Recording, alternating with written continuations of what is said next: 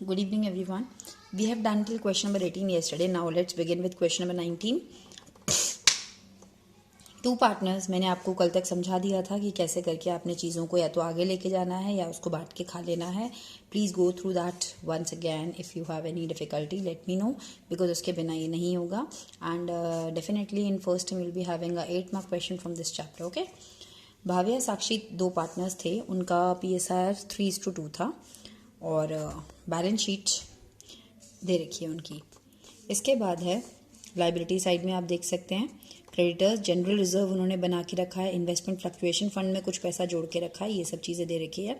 अब नीचे दे रखा है कि पार्टनर डिसाइड कर रहे हैं कि उनका रेशियो 1:1 हो जाए और इसके लिए उन्होंने कुछ डिसाइड किया, कुछ चीज़ें दोबारा रीवैल्यू की. इन्वेस्टमेंट को दोबारा से पता चला कि जो इन्वेस्टमेंट हमारे पास 30,000 की थी, आज की डेट में दोबारा जब वैल्यू करी तो उनका पता चला कि वो कितने की हो गई हैं, केवल 20,000 की.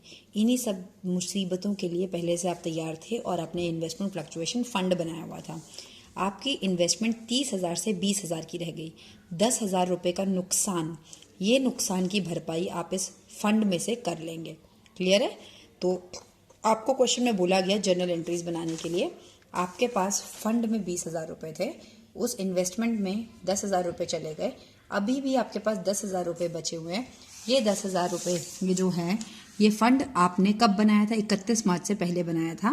तो अब आप इसको दोनों पार्टनर्स में उससे ही ओल्ड रेशियो में बांट देंगे. क्यों भाई? क्योंकि मैम जब बनाया ओल्ड रेशियो में था तो खाएंगे भी तो ओल्ड रेशियो में ही, इसीलिए अब आपने इसको 3:2 में बांट दिया.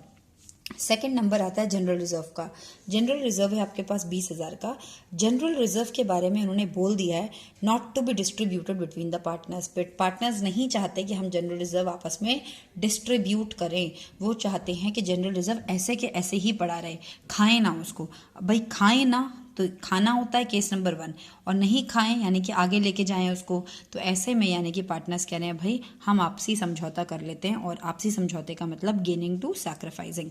तो आपने जनरल रिजर्व के लिए गेनिंग टू सैक्रिफाइसिंग एंट्री बनानी है. सबसे पहले आपने गेनिंग और सैक्रिफाइसिंग रेशियो निकालना है. फिर जिस पार्टनर को गेन हो रहा है उसको डेबिट और जिसको लॉस हो रहा है उसको क्रेडिट. जनरल रिजर्व आपका कितने का है? 23,400 का. फिर आपने 23,400 से मल्टीप्लाई करके 2340. I hope it's clear. इसके बाद हमारी थर्ड आइटम आती है गुडविल. गुडविल के लिए तो आपको हमेशा ही एक बात बोली है, गुडविल के लिए तो आपने दिमाग लगाना ही नहीं है. गुडविल के लिए तो हमेशा ही एक एंट्री बनेगी गेनिंग टू सैक्रिफाइसिंग.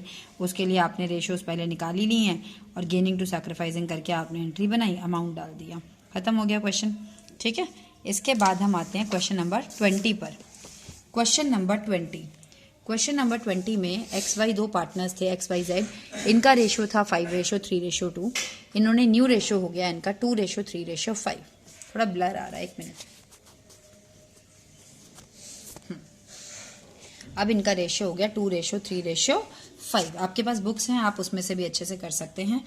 इसके बाद है ये इन तीनों ने ना कुछ कमा के रखा हुआ है. जनरल रिजर्व में इनका 600 रुपये पड़ा है. P&L के क्रेडिट मतलब प्रॉफिट अकाउंट में 24,000 रुपये पड़ा है. एडवर्टीजमेंट सस्पेंस हमारा नुकसान होता है 12,000 रुपये.